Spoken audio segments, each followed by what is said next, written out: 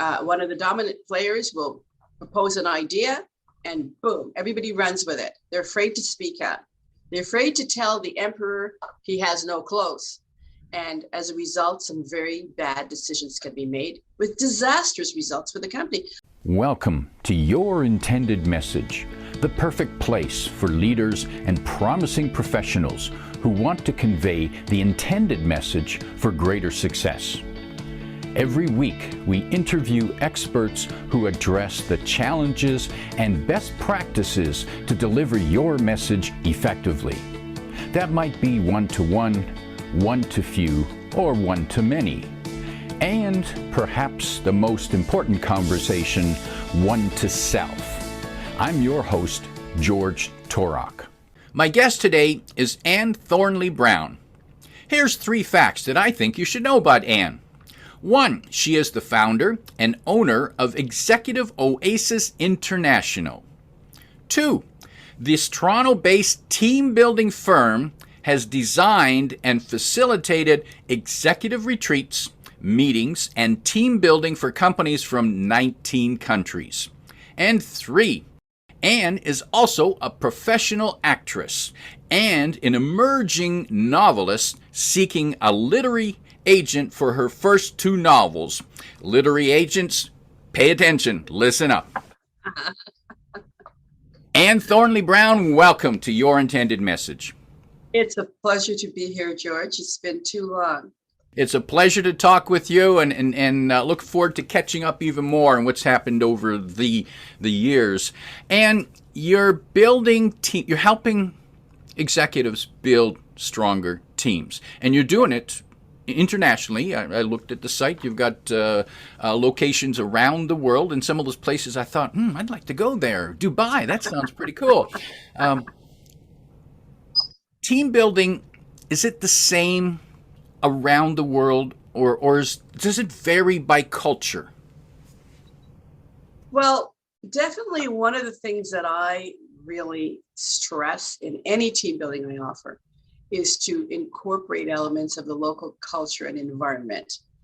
What's the point of flying your team all the way to Kuala Lumpur and just doing the same thing you would do in a boardroom in Toronto? It doesn't make any sense.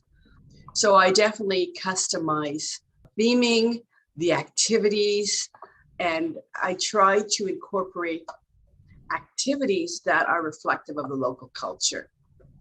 I do find, though, that teams around the world have very similar challenges. And tell us what some of those challenges are, particularly during the pandemic. Well, the biggest challenge, of course, is working from home and building a cohesive unit when you're not seeing each other face to face every day. Silos were a problem long before the pandemic, but now that people are spread out and they're not engaging face to face, they're becoming even more entrenched. And I believe you have, to overuse the word, pivoted your team building exercises to include hybrid and virtual teams. Absolutely. It was essential. You and I both live, of course, in the Greater Toronto area. And in Canada, for the past 2 years, we've had meeting bans, travel bans.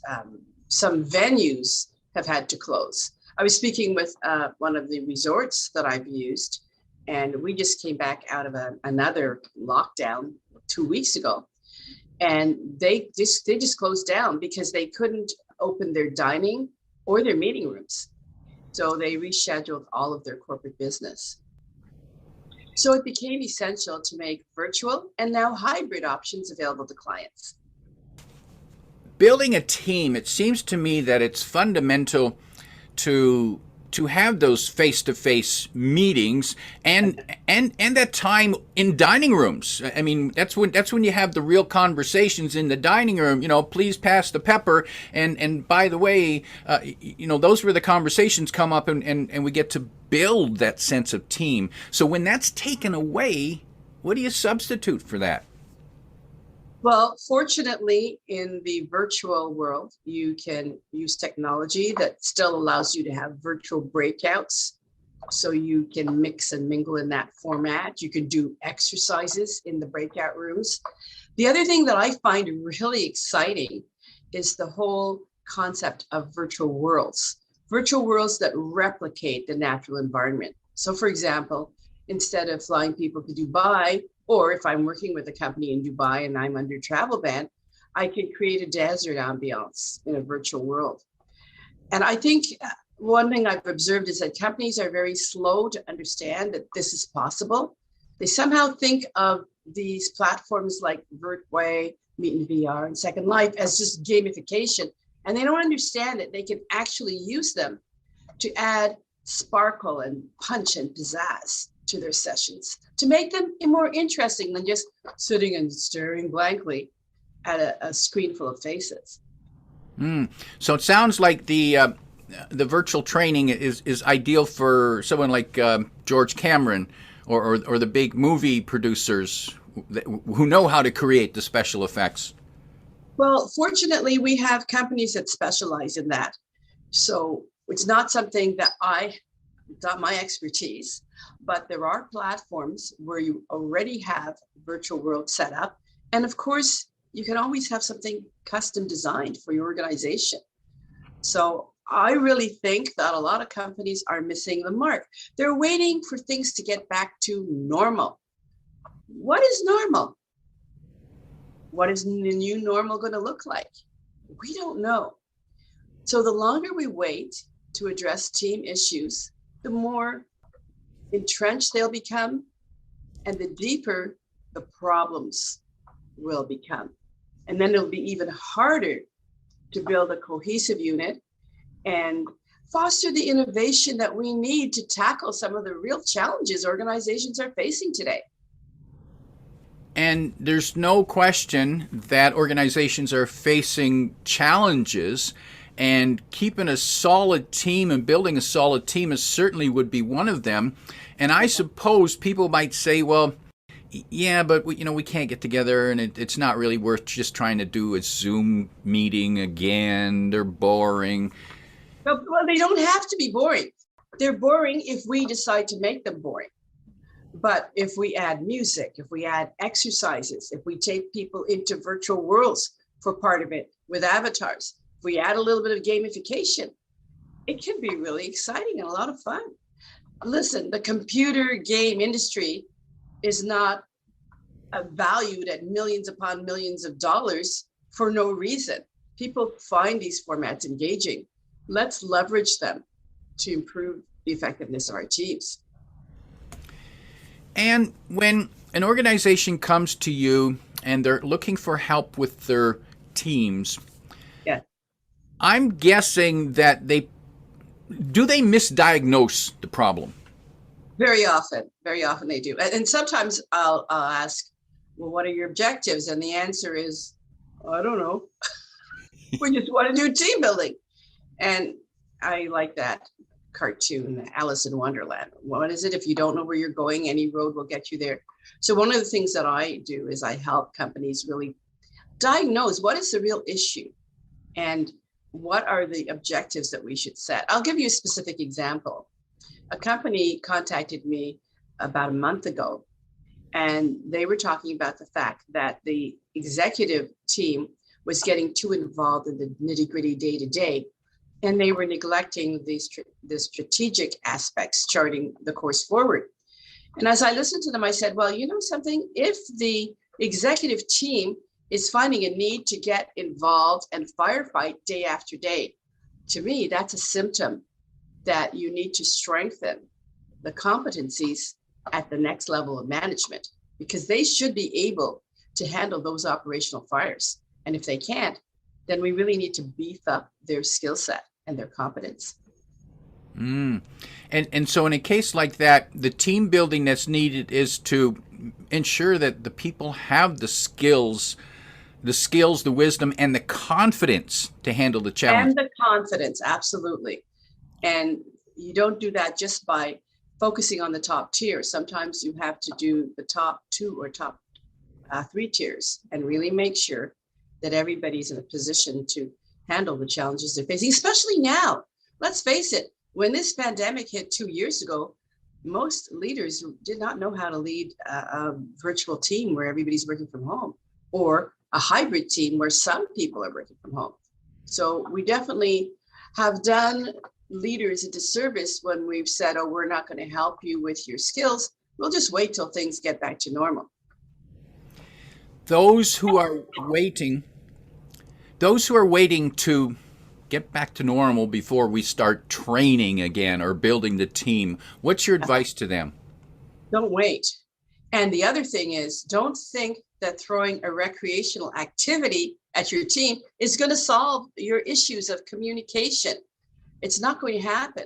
It's not going to resolve conflicts. I've seen companies doing things like ukulele lessons and virtual escape rooms. Now, please don't get me wrong. I'm not a party pooper. I'm Jamaican. I love to party, I love to dance, I love to have fun. But there's a time and place. And that type of activity, while it has its place, is not a substitute for doing the targeted and focused work on building your teams. I don't know, George, you sometimes go into corporations. Have you observed this tendency to, well, how do they put it? Fiddle while Rome is burning? Yeah, you're right, Anne. And I'll tell you the one that the activity that irks me the most. It's, well, we're going to have a team building exercise and we're going to go axe throwing. Oh, please. And the goat yoga. Give me a flippin' break. Well, at least the pandemic has put a stop to that for a while. Well, I do see them doing virtual escape rooms and virtual axe throwing. But you know what? I don't want to get people to get the idea that I don't think teams should have fun. I would never want to work for a company where nobody laughed or played or went out and enjoyed themselves. My concern is that when these activities are marketed as team building, and the real team building that's going to improve the bottom line is just put on the shelf. And so let's reveal what are the real fundamentals of team building. The first thing, you cannot have any team building or team effectiveness without a base of respect, communication, and trust. And unfortunately, many teams, they tend to operate and get into little cliques. People aren't listening to each other. You may have some popular members and their ideas are given more weight than other team members who are less popular. And sometimes this causes teams to head off in the wrong direction. Sometimes I also find that you have senior executives who have promoted the wrong people. Let's just be real here. If you have somebody who's got horrible people skills, but they're very good at schmoozing, and you promote them into an area where they have absolutely no competence, it's a recipe for disaster. And I see this time and time again. Lots of ego. And I imagine, and I've certainly seen this in meetings and in training sessions where 2 or 3 people dominate the room, and Yes. and the others just shut down. Absolutely. And one of the dominant players will propose an idea and boom, everybody runs with it. They're afraid to speak up. They're afraid to tell the emperor he has no clothes. And as a result, some very bad decisions can be made with disastrous results for the company. Look at a company like WeWork. They were partying, they were having a blast. The CEO, well, I don't know him personally, but from what I read in the articles, he was quite the larger than life personality. And they'd have the summer camp every year and everybody would have a blast. And what happened to their business? Well, they neglected certain fundamentals, and we all know the rest is history, and it's unfortunate. In my corporate life, decades ago, eons ago, I remember participating in activities that were supposed to be team building, and I'd be thinking, okay, but how does this help us reach our goal? How does this help us move forward? We're told to do some silly exercise, but what's the point? And you think of some examples? I blocked them from my memory. I just remember it being disgusted with exercises that I thought, I don't see the point of this. Now, are you talking about things like the trust fall? Yeah, that's silly, stupid thing. Yeah, just fall back and the people will catch you.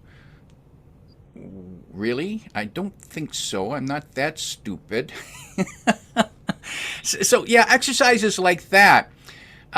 It doesn't have to be that silly, but there will be exercises where the participants just don't get it or don't trust it. Right. What can they do aside of yelling, "The emperor has no clothes, the emperor has no clothes"? What can they do to protect themselves and still feel part of the team while these other people are doing these silly things? Well, part of the problem there is that the facilitator has dropped the ball.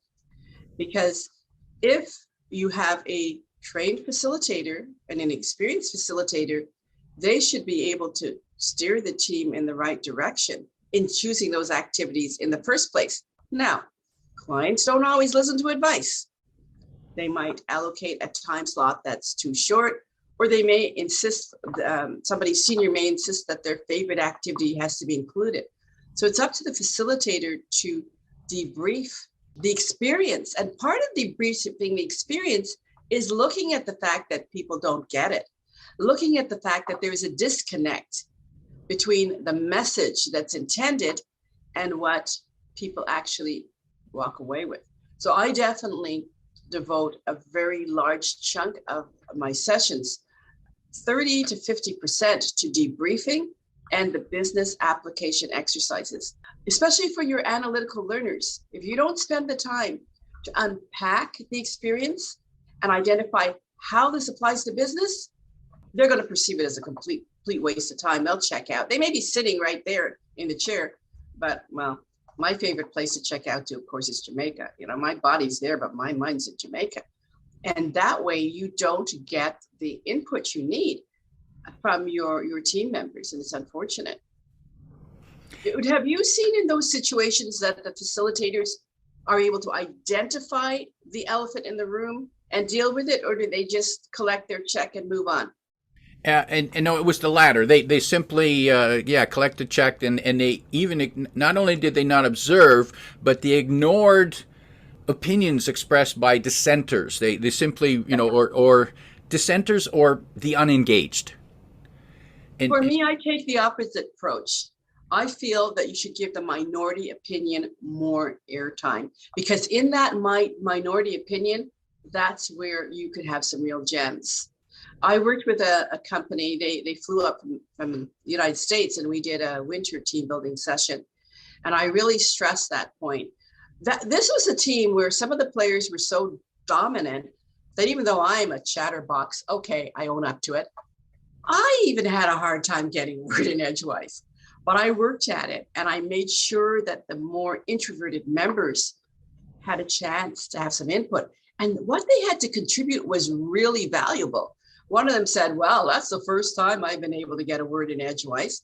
And it was a very important lesson. But of course, when a company contacts us and they give us an idea of what they want to do, or we're in the session and the CEO's there, the easiest thing to do is just sit back and, oh, well, you know what? I'm not going to make any waves. I'll just smile and make nice so that I can get repeat business. To me, that is a lack of integrity. Do you believe that a team needs to have some kind of rules that everybody understands? I think it's extremely important to have rules of engagement. Otherwise, people get blindsided and they don't really know how to function and operate. And then they shut down. I worked for a company, and they had all these values posted and basic principles and so on posted on the wall. And they stressed them during orientation. And then as a new employee, when you started to try and live that way, your immediate manager would really give you a hard time. There was a disconnect between the message from on high and what was happening at lower levels of management. And it made people feel very discouraged. People need to know the rules. They need to know their expectations. It has to be really clear. Have you ever seen this dynamic play out, George? Yeah, I'm thinking about my experience where I worked for a large corporation, and we were going through. You remember the values thing? You know, we were going through Oh yeah. the value. We're going to identify our values, and I just thought, well, you know, if you want to know the values, just look at how we make decisions. That's our values. That, It's not what you put on the wall. And not what you put on the wall. in fact, often those mantras on the wall, you know, like we look at, you know, every day as we walk past the lobby, and we just kind of smirk and go, "Oh no." I don't think so. So I'm with you on that. It's a huge disconnect, and virtually it's even harder to make sure that the values are actually lived out day to day. It doesn't happen by accident, and that's one of the problems with wait and see. Wait for things to get back to normal. And I'm now a team. Everyone on a team, I believe, needs to feel that at some point they are equal, even though they perform different functions. They have different skills. They have a different role to play, and they're not all paid the same. And some of them have you know, chain of command, but they have to be equal as a team member. And there are times they need to be able to speak up and saying, I don't think that's the right thing to do, or I think we're doing this wrong. Now, you don't do that when you're into the crisis, when you're addressing, Right.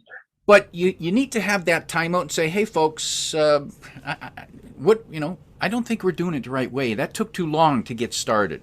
And how do you encourage teams to have that kind of safe time, that safe space, to have those those honest conversations? Well, it starts at the top. If you have your VPs saying things like, and by the way, this is a direct quote from one of my VPs, one of my favorite VPs, who's no longer with us. She used to say, everybody gets a say, but everybody doesn't get a vote. Now, how is that type of a statement empowering? It's actually the opposite. And it makes people shut down and not even want to bother giving their opinions. And on top of that, when you reinforce and back up managers who operate from that mindset, you're never going to really get the best ideas and really foster the innovation you need to succeed in a market that's just, man, it's changing so rapidly. And what are the most common mistakes you're seeing out there?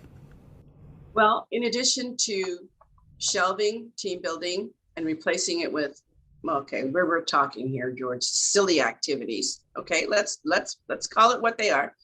The other thing that I find is failing to give the people who are interfacing directly with your clients enough input. We need to really treat their input like gold. They're working face to face with clients, whether it's on the lines in customer service or in a sales capacity. And they're the first ones who are going to be detecting a shift in the market, a shift in client expectations. And if we're not regularly communicating with those individuals and seeing what are some of the trends that they're noticing on the horizon, we're going to miss the mark. Now, I find that curious because recently I saw a comment that to this effect. It said that, well, and I agreed with the comment. The comment was that innovation happens at the front line. It doesn't happen at the head office or you know, in the highest ranks of the organization. It happens at the front line. That's where things change. The CEO was insulted by that comment. Insulted? Really?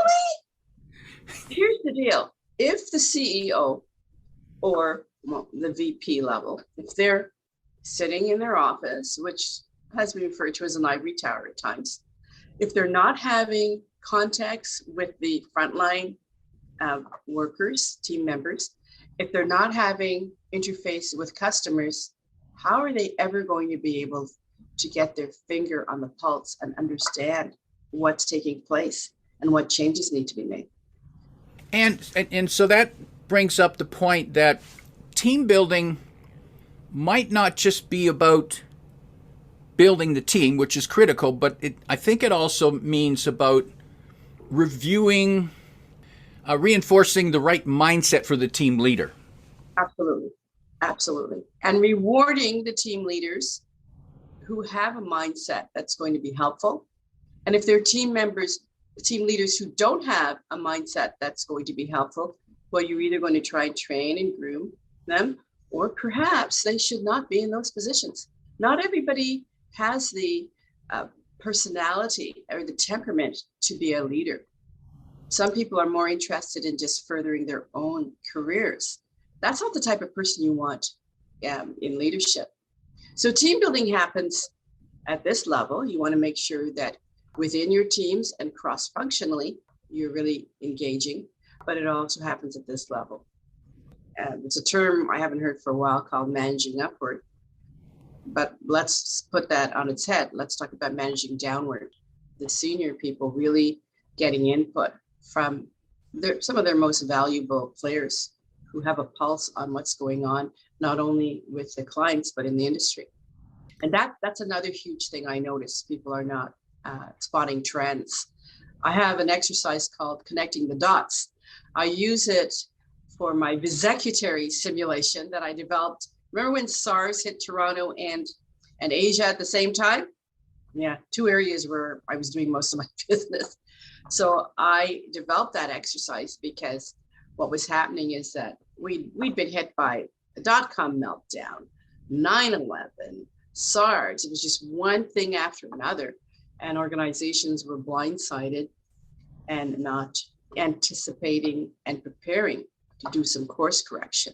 So connecting the dots, scanning the horizon, seeing what's ahead, being nimble, and being able to adapt and adjust to changes in your industry and marketplace is very important. The other one that's related is the whole not invented here syndrome.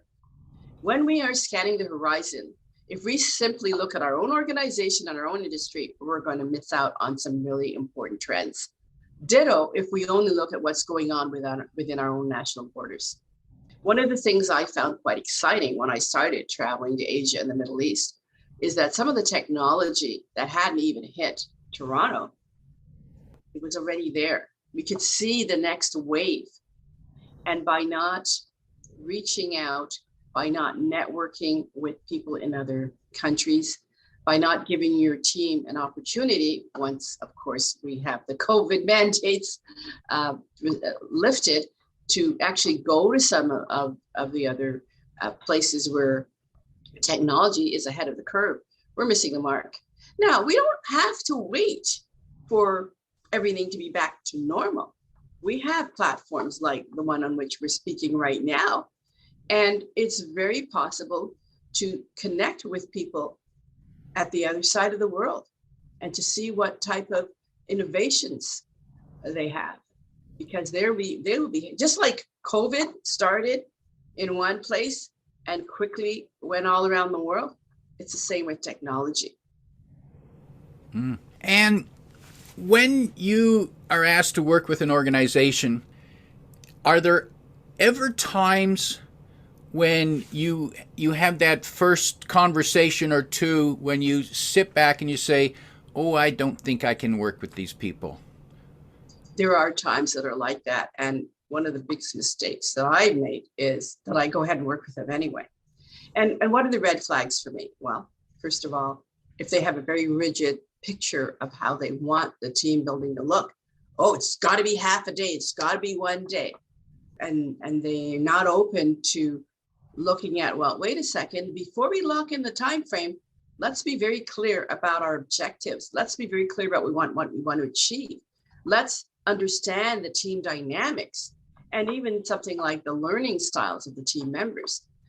If you're going to just pick from out of the air an approach, it's not going to work. If I find it, somebody's contacted me and they're already locked in, that's a red flag. The other red flag is when your contact will not allow you to speak with the sponsoring executive. It's a big problem, because what will happen is you can go off and plan this wonderful experience and you show up on the day and the sponsoring executive is, well, that's not what I want. It's too late to find that out. So you really need to involve the sponsoring executive. You really need to have a reading on the team and the key players before you shape anything. And when organizations put up roadblocks and don't allow you to do that, it's a red flag. And in reminding people, you're providing team building for virtual teams and hybrid teams around the world. People want to find out more about your services. They can find you at executiveoasis.com. Correct. And when things are positioned where we can have face-to-face team building again, absolutely we're going to do it. But you know that old commercial, why wait for spring? Do it now? Okay, that's my advice to companies. Get started. We have the tools and technology to start virtually. And when things start to open up, maybe some areas you're still under restrictions, but other areas you can get together, do it safely. Use a hybrid format. Some people are participating virtually, others maybe face-to-face. And then when you're able to, you can get together. And you know what? We're going to be in and out of unfortunately, I hate to say it, we're going to be in and out of these lockdowns and restrictions for longer than any of us want. Look, I'm tired of it. Everybody's exhausted. But we have to understand that because of health concerns, the governments have to make decisions. We may not always agree with those decisions, but we have to live with them. And we have to find a way to build effective teams, given the scenario we're facing. It's not something you can put on the shelf. I'm a cancer survivor. I don't think you know that, George. But 2017, I was diagnosed with cancer. And fortunately, I live in Canada. So within a month, I was able to have surgery to correct it. Now, if the doctor had said, oh, well, we're just going to wait for things to get back to normal, you and I wouldn't be having this conversation. It's the same with organizations. If we have symptoms that there's something wrong within the team, something isn't functioning effectively, let's deal with it when it's a small problem. Let's not wait and see. And then we have a full-blown issue or a full-blown set of dysfunctional dynamics that add up to a very toxic environment. And in wrapping up, if you could offer team leaders 1, 2, or 3 pieces of advice on what they can be doing right now to reinforce their team, to keep their team cohesive, what might be that 1, 2, or 3 pieces of advice?